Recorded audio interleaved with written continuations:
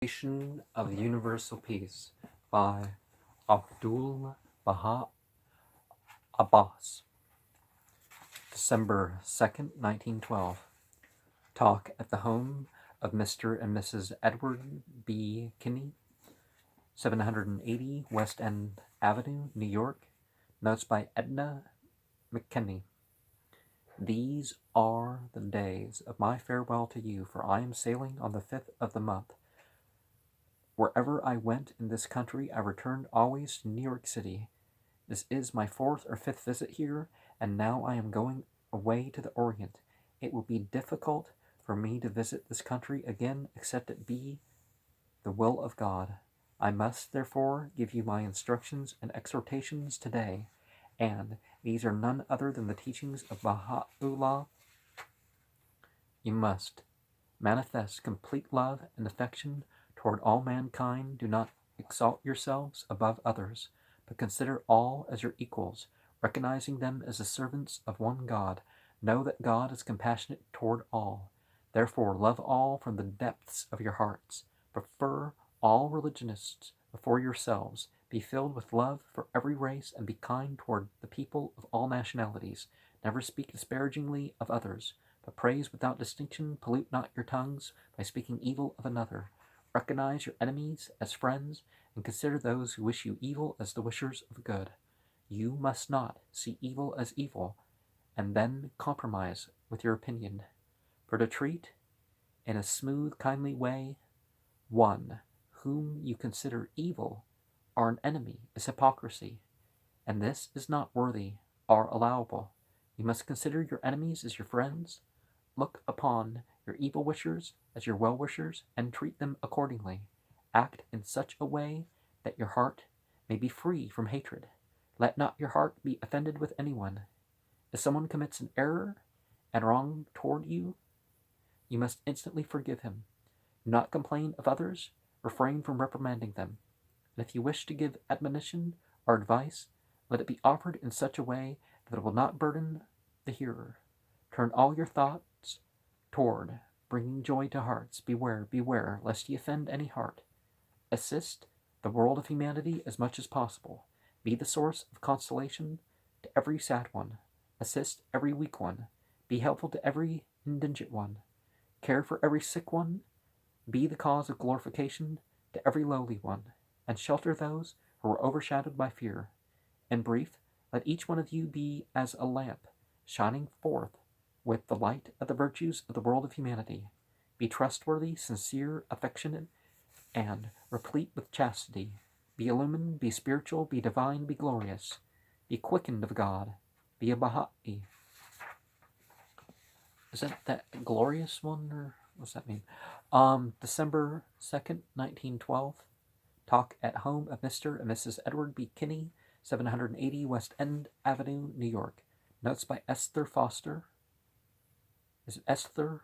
It's from the Aramea, I presume. Aster.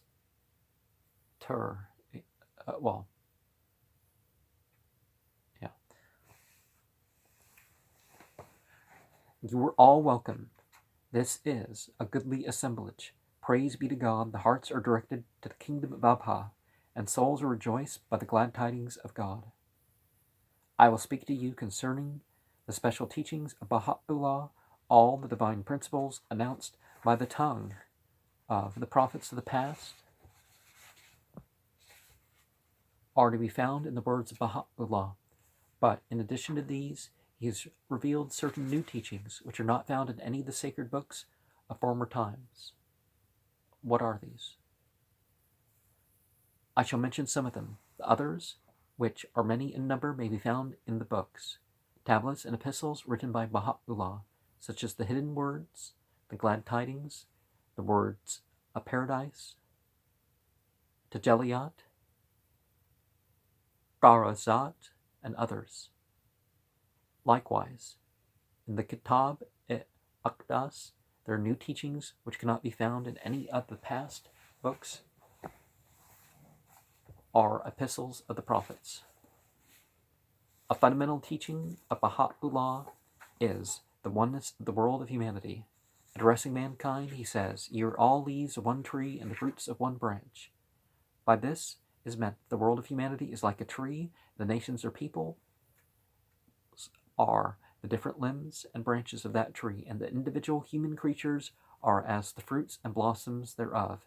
In this way, Baha'u'llah expressed the oneness of humankind, whereas in all religious teachings of the past, the human world has been represented as divided into two parts, one known as the people of the Book of God, or the pure tree, and the other the people of infidelity and error, or the evil tree.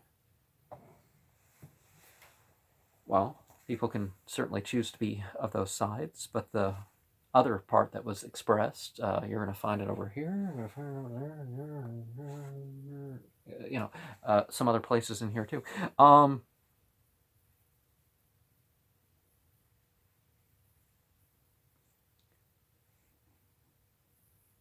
The former were considered as belonging to the faithful, and the others to the host of the irreligious and infidel. One part of humanity, the recipients of divine mercy, and the other part, the object of the wrath of their Creator. Baha'u'llah removed this by proclaiming the oneness of the world of humanity, and this principle is specialized in his teachings. For he has submerged all mankind in the sea of divine generosity. Some are asleep, they need to be awakened. Some are ailing, they need to be healed. Some are immature as children, they need to be trained. But all are recipients of the bounty and bestowals of God. Another new principle revealed by Baha'u'llah is the injunction to investigate truth. That is to say, no man should blindly follow his ancestors and forefathers. Nay, each must see with his own eyes, hear with his own ears, and investigate the truth himself, in order that he may follow the truth instead of blind acquiescence and imitation of ancestral beliefs. Baha'u'llah has announced that the foundation of all the religions of God is one, that oneness is truth, and truth is oneness, which does not admit a plurality. This teaching is new and specialized in this manifestation. He sets forth a new principle for this day, and the announcement that religion must be the cause of unity, harmony, and agreement among mankind. If it is the cause of discord and hostility, if it leads to separation and creates conflict, the absence of religion would be preferable to the world. Furthermore, he proclaims that religion must be in harmony with science and reason. If it does not conform to science and reconcile with reason, it is superstition. Down to the present day, it has been customary for man to accept religious teaching, even though it was not in accord with human reason and judgment. The harmony of religious belief, the reason, is a new vista which Baha'u'llah has opened for the soul of man. He establishes the equality of man and woman. This is peculiar to the teachings of Baha'u'llah, for all other religions have placed man above woman. A new religious principle is that prejudice and fanaticism, whether sectarian, denominational, patriotic, or political, are destructive of the foundations of the human solidarity. Therefore, man should release himself from such bonds in order that the oneness of the world of humanity may become manifest. Universal peace is assured by Baha'u'llah as a fundamental accomplishment of the religion of God. That peace shall prevail among nations, governments, and peoples, among religions, races, and all conditions of mankind. This is one of the special characteristics of the Word of God revealed in this manifestation. Baha'u'llah declares that all mankind should attain knowledge and acquire an education. This is a necessary principle of religious belief and observance. Characteristically new in this dispensation, he has set forth solution and provided the remedy for the economic question. No religious books of the past prophets speak of this important human problem. He has ordained and established a house of justice, which is endowed with a political as well as a religious function. The consummate union and blending of church and state, this institution is under the protecting power of Baha'u'llah himself.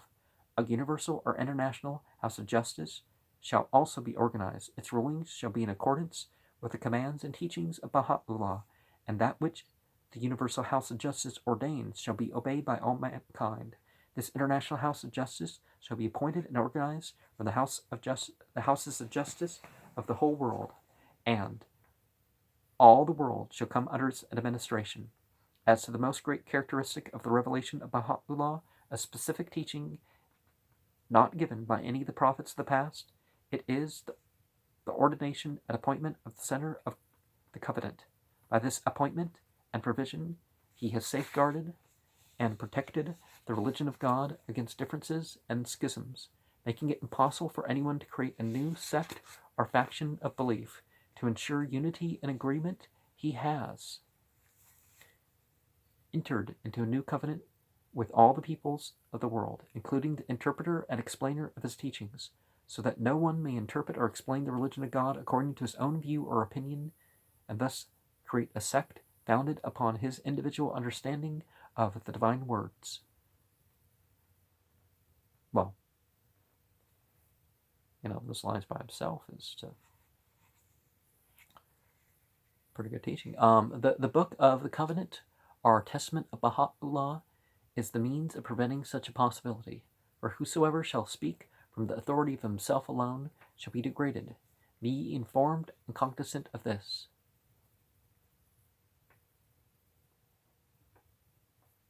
Well, that's sort of defeating of one's, you can't understand. It's like, well, then it's just chance where you end up, isn't it?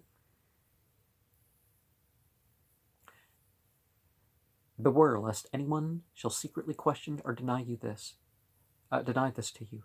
There are some people of self-will and desire who do not communicate their intentions to you in clear language. They envelop their meanings in secret statements and insinuations. For instance, they praise a certain individual, saying he is wise and learned, that he was glorified in the presence of Baha'u'llah, conveying this to you in an insidious way, or by innuendos. Be ye aware of this. Be awakened and enlightened. For Christ has said that no one hides the lamp under a bushel. The purport of my admonition is that certain people will endeavor to influence you in the direction of their own personal views and opinions. Therefore be upon your guard, in order that none may assail the oneness and integrity of Baha'u'llah's cause. Praise be to God. Baha'u'llah left nothing unsaid. He explained everything. He left no room for anything further to be said. Yet there are some who, wise Abdul Baha Abbas, how did he get to be the third in the line if nothing was left unsaid and things were preserved? Yet there are some who, for the sake of personal interest and prestige among you, will attempt to sow the seeds of sedition and disloyalty among you.